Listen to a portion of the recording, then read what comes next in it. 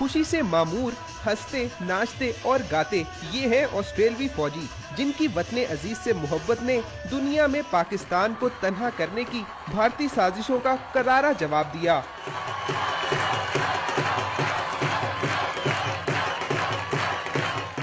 ये सूरत हाल वाघा बॉर्डर पर उस वक्त पेश आई जब ऑस्ट्रेलवी फौजी रेंजर्स के जवानों की चाबुक दस्ती देखकर खुशी से बेकाबू होकर नाचने लगे।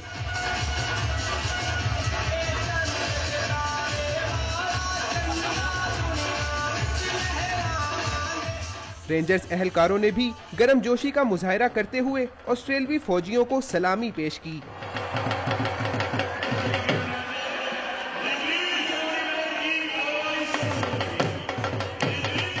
परचम उतारने की तकरीब में जहां जवानों के बूटों की घनघरज और ललकार ने पाकिस्तानियों का खून गरमाया, वहीं ऑस्ट्रेलवी फौजी भी पाकिस्तान जिंदाबाद के नारे लगाते रहे। Magnificent ceremony.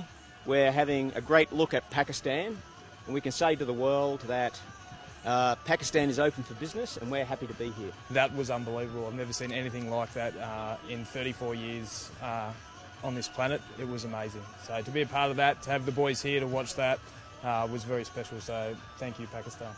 इससे कबल ऑस्ट्रेलियन आर्मी क्रिकेट टीम ने मिज़ार इकबाल पर हाजिरी दी और तारीखी मुकामात की सैर भी की।